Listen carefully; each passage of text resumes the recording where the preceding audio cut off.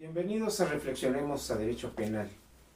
Hoy tenemos un tema apasionante, un tema por demás relevante dentro del sistema penal acusatorio, como son las medidas cautelares. Y es un tema muy rico, un tema que trae muchas aristas y lo abordaremos en dos partes. Le vamos a dar en este momento el uso de la palabra al doctor Luis Enrique Navarro Chavarría, a efecto de introducirnos al tema.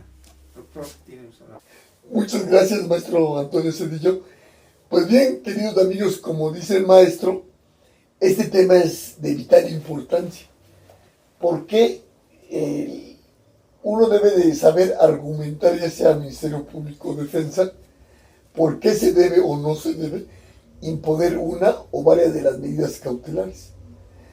Asimismo, tendremos que estudiar cuáles son las finalidades de las medidas cautelares, pues hay que dejar claro que dichas finalidades es que no se evada de la justicia el imputado, o que estando afuera no atente contra la víctima ofendido, contra la comunidad, contra el Ministerio Público, incluso contra el propio juez, o bien que estando afuera no pueda destruir o alterar datos de prueba.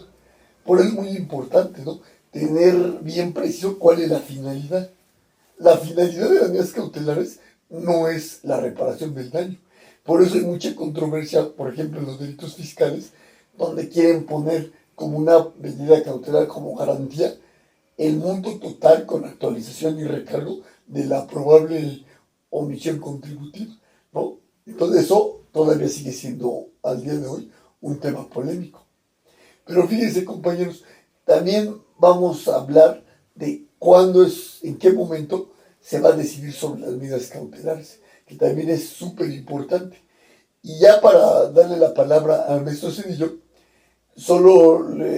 como tema introductorio, les diré que tenemos que tener bien presente a la hora de estar debatiendo las medidas cautelares, pues algunos principios como el de taxatividad, el de proporcionalidad, también tenemos el de gradualidad. Como ustedes saben, en el artículo 155 del Código Nacional de Procedimientos Penales se habla de la medida menos lesiva hasta la más lesiva para el imputado. Eso es muy importante.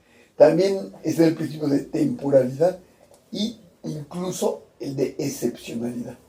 Pues bien, mis queridos amigos, vamos precisamente a comentar, a darle el uso al maestro para que nos diga, en este caso, cuáles son las problemáticas reales, en qué momento se deben de discutir las medidas cautelares.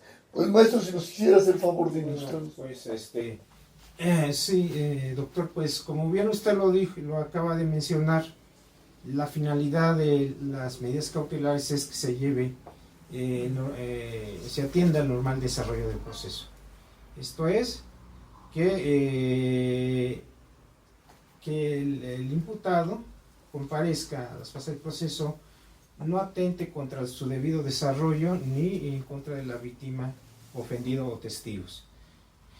En ese sentido, resulta por demás relevante decir que el imputado, al comparecer, ya sea al llevar una carpeta de investigación con detenido o sin detenido, al estar en presencia del juzgador, precisamente llega un momento dentro de la audiencia inicial en que se hace su solicitud, o a veces no la hacen, ¿no?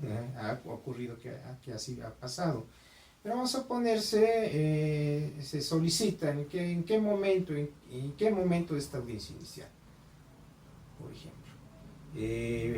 Una vez formulada la imputación y hecho la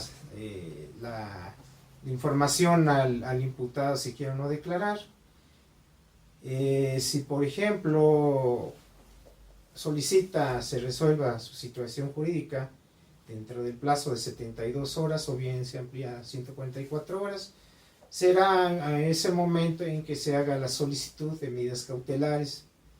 O bien, pues puede ser también que se haga que se pida por parte del imputado y su defensor que se resuelva en ese momento su situación jurídica, se dicte el auto de vinculación al proceso, por ejemplo, y ya entonces entra al debate de medidas cautelares.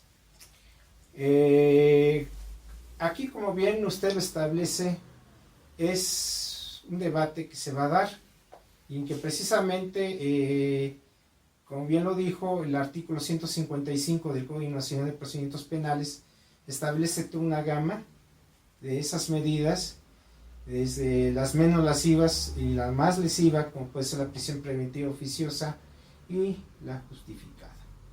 Pero acá lo importante es ver precisamente el delito y el hecho. Aquí, ojo, y sobre todo a la defensa, debe tener mucho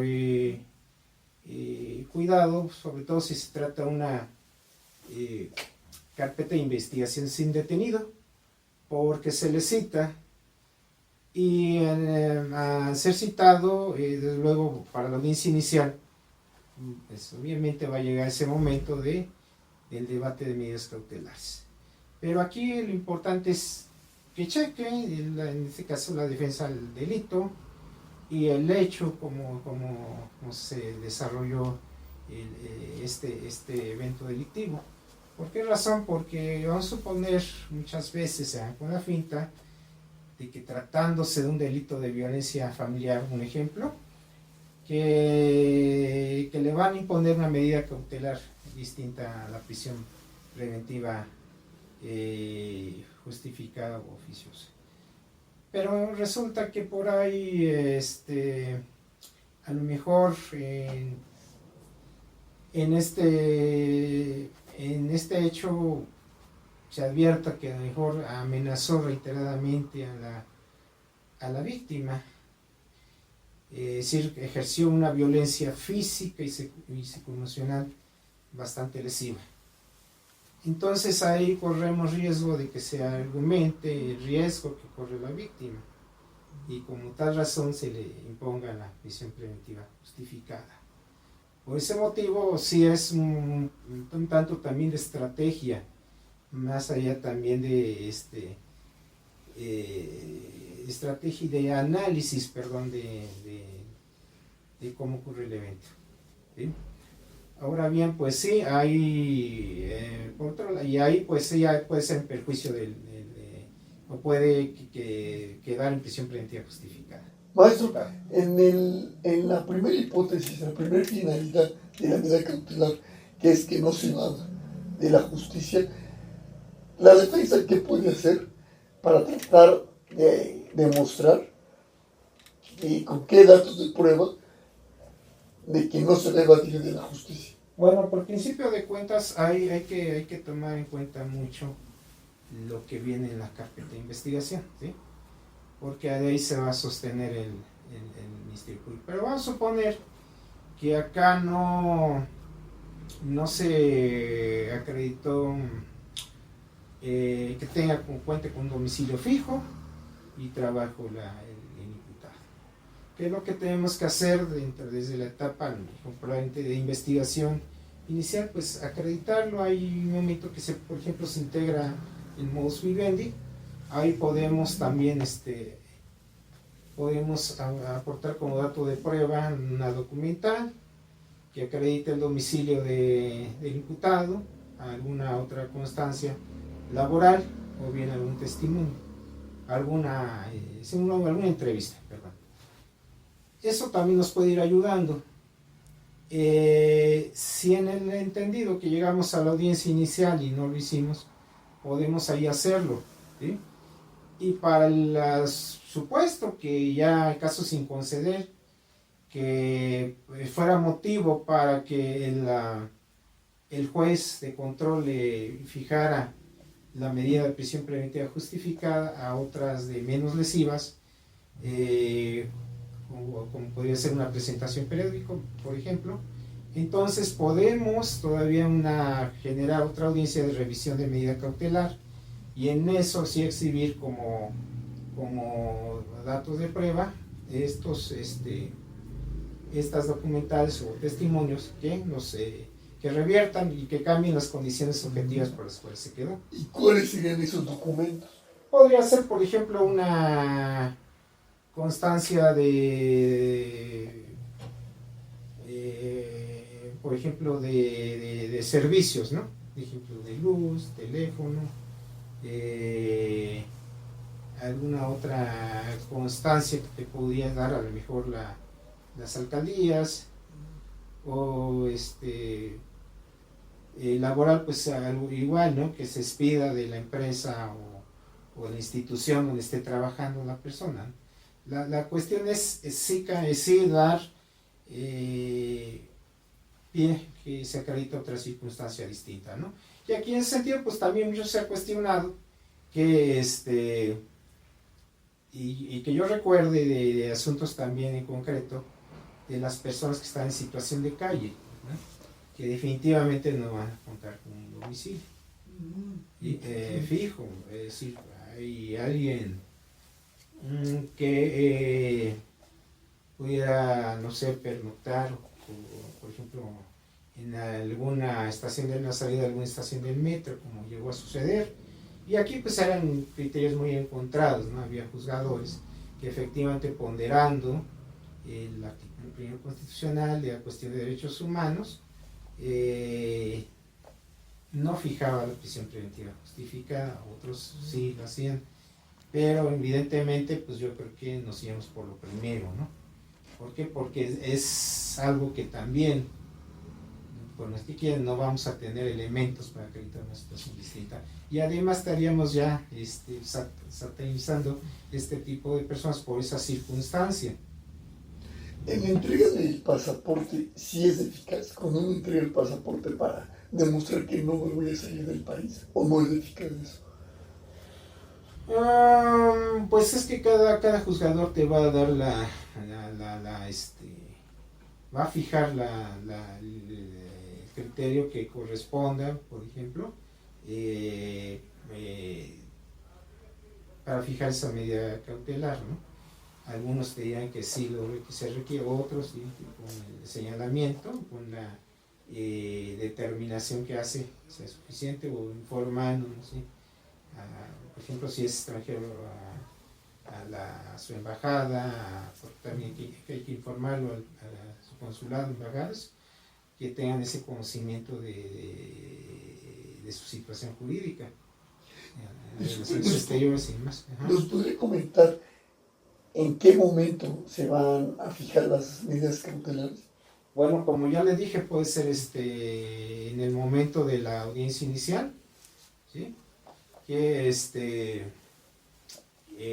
precisamente como ya lo señalamos, puede ser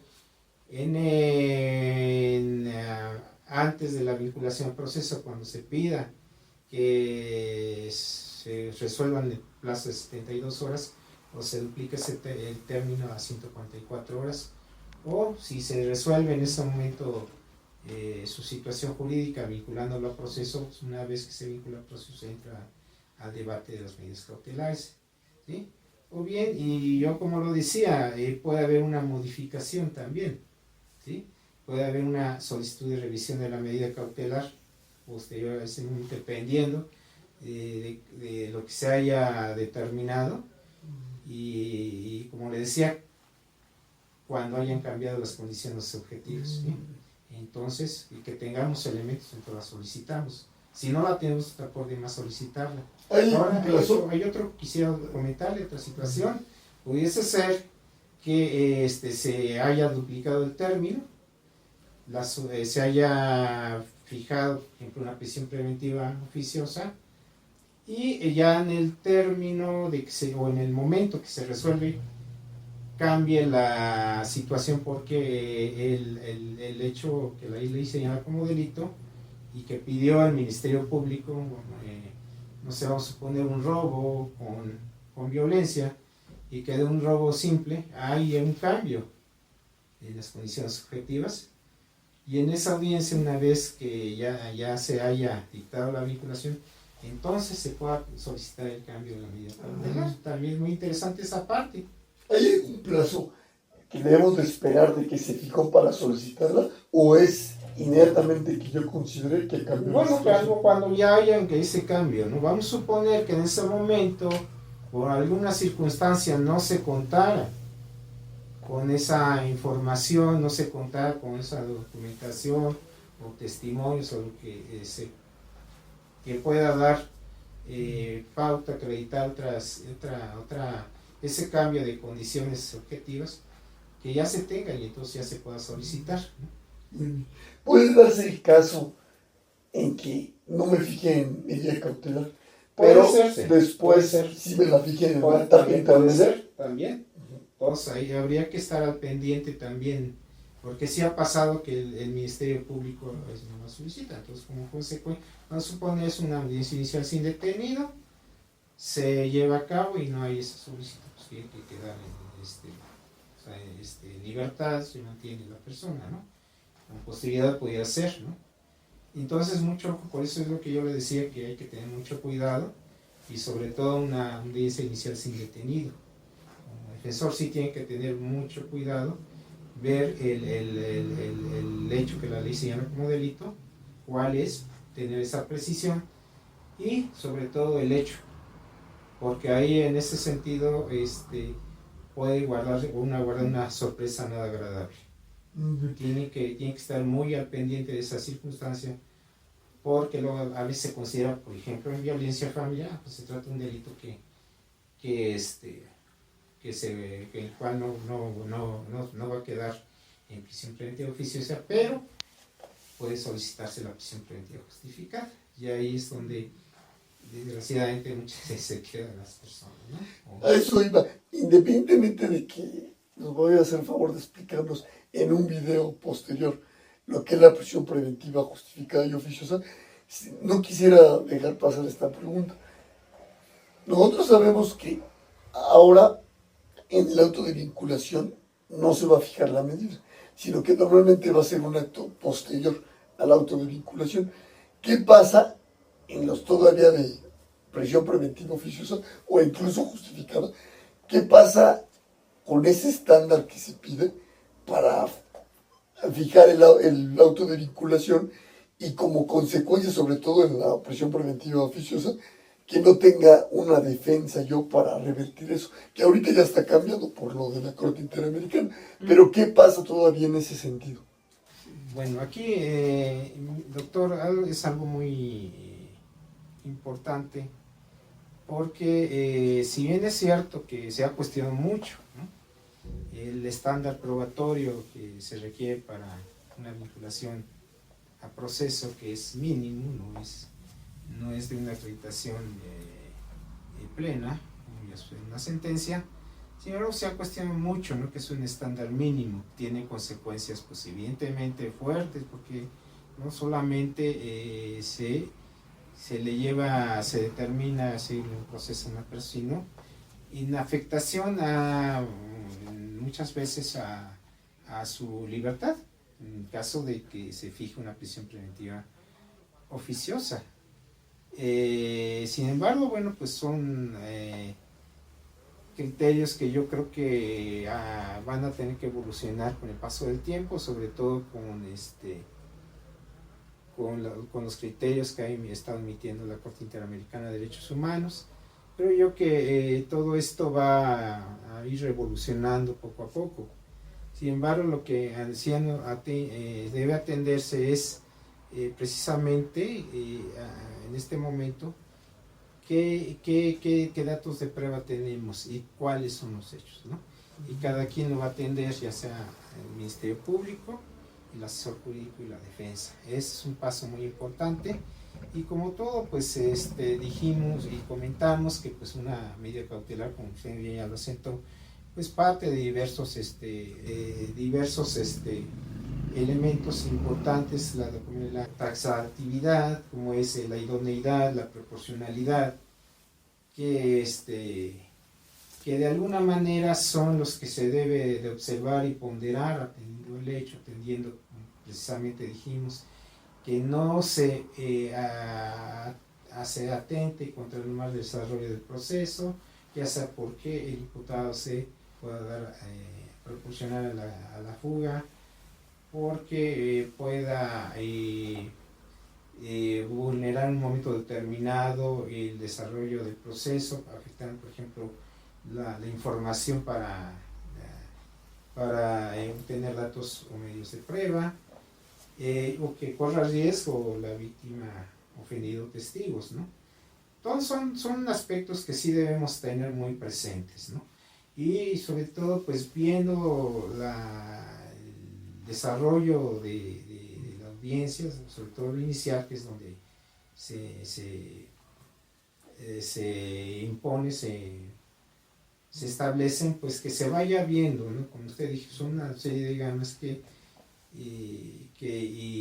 debe de observarse para el debate. Es decir, el Ministerio Público va a solicitar a lo mejor la prisión preventiva justificada,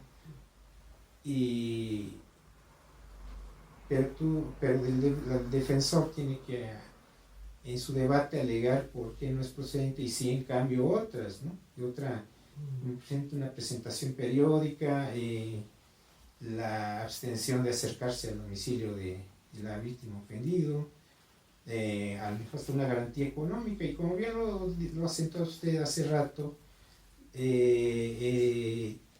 todo eso nos va a ir dando a la par su aplicación, siendo en este caso las menos lesivas precisamente a la esfera de derechos humanos del imputado, ¿no?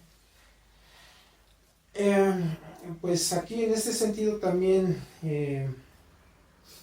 resulta importante acotar que también hay otras circunstancias que pueden ser importantes. Un ejemplo, cuando la persona, el imputado, es una persona ya adulta mayor de 70 años, y presenta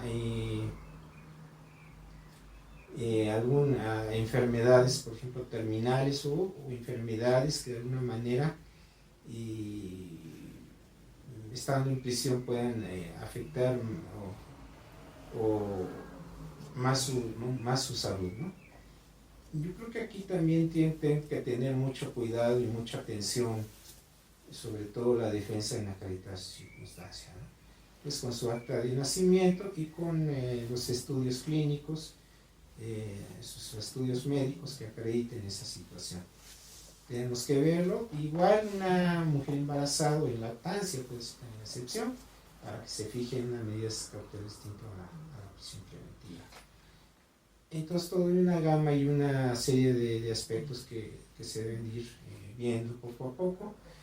Y sobre todo también yo le decía por ahí, también las audiencias de revisión de medida cautelar, ¿no?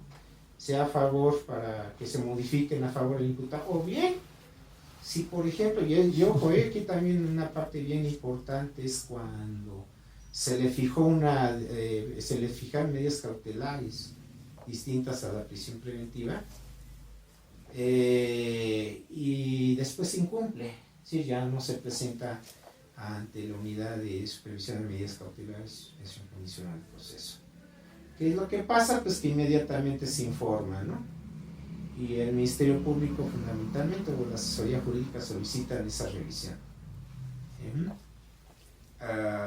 Ahí hay, pues, evidentemente un riesgo que se modifique y pase a ser una de prisión preventiva justificada, por ejemplo. Entonces aquí hay que, sobre todo los que son defensores, pues que tengan mucho cuidado en informarles la trascendencia de las medidas cautelares que se le fueron impuestas y las consecuencias de violar, de no cumplir con las mismas, ¿no? A sus representados. Porque pasa que después, pues ya estando pues girándose la orden de aprehensión correspondiente, y pues ya prácticamente no se dé un cambio de esas medidas cautelares que eran más beneficiosas al acusado, y se tornan de mayor lesividad para ellos, ¿no? Entonces, usted mencionó sobre la UMECA. Precisamente esa UMECA, ¿qué función tiene respecto a las medidas cautelares? Bueno, la UMECA es la institución que va a llevar a cabo la revisión periódica de estas medidas, es decir, va a estar al pendiente de que se lleven a cabo en los términos fijados por los jueces de control. Es decir, puede ser que si por ejemplo hay una presentación periódica, pues ante ellos tendrán que ir a firmar, los imputados van a estar al pendiente que se hayan presentado y que vayan a su presentación periódica. Si se fijó una presentación de que cada 15 días pues, tiene que estar ahí. Por ejemplo, pueden ir también al domicilio, ¿no? del imputado para verificar que ahí vive, verificar que tiene su trabajo que menciona, o inclusive pues verificar que no se ejerza esa violencia contra la víctima, ¿no? Ha pasado que, por ejemplo, también hay una prohibición al imputado de acercarse al domicilio de la víctima, y recuerdo un caso en el que aún así se presentaba a insultarla y amenazarla. Se genera la audiencia por parte de la asesoría jurídica, se acredita esa circunstancia y da como consecuencia una prisión preventiva justificada. Entonces, pues son aspectos que sí ir viendo, ¿no? Y por otro lado, también quisiera comentar sobre la garantía económica. Muchas veces se piensa que esa garantía es para garantizar la reparación del daño, pero no es así. ¿Por qué? Porque la reparación del daño pues tendrá en su momento que cubrirse si tenemos una sentencia de condena. Pero la garantía económica no es precisamente con ese fin, sino precisamente es que el imputado cumpla con sus presentaciones ante el juez de control, cuando se le cite, cuando se lleven las audiencias correspondientes, es decir, que se lleve el normal desarrollo del proceso, ¿sí? Eso es. Muchas gracias. Por último, el dictamen de riesgo que emite la UMECA, en la práctica, ¿qué relevancia tiene? Bueno, aquí lo importante es ir viendo si se concatena con más información, ¿sí? No es fundamental, pero puede ayudar a determinar determinadas circunstancias. Por ejemplo, si se alega por parte de la víctima que ha sido molestada por el acusado, que lo ha ido a amenazar, a insultar. Y por otro lado tenemos una información de riesgo elevado que efectivamente demuestra esa circunstancia, sí puede generar información que sea suficiente para modificar la medida cautelar, ¿no? Por contrario, también si igual nos informa que es de un riesgo bajo, mantiene un riesgo bajo el imputado, pues nos ayuda también para que se fijen medidas cautelares distintas a una prisión preventiva, ¿no? Muchas gracias. Pues, querido auditorio, como ustedes vieron, aquí el maestro Cedillo nos hizo el favor de explicarnos los lineamientos básicos que todo abogado, MP, operador jurídico debe de conocer para poder operarlo sobre las medidas cautelares. Pues les agradecemos mucho y bueno, muchas gracias, maestro Cedillo. Al contrario, doctor, pues quiero primero agradecer a nuestro auditorio e informarles que próximamente entraremos a detalle con la prisión preventiva justificada y oficiosa. Por mi parte, les agradezco su atención.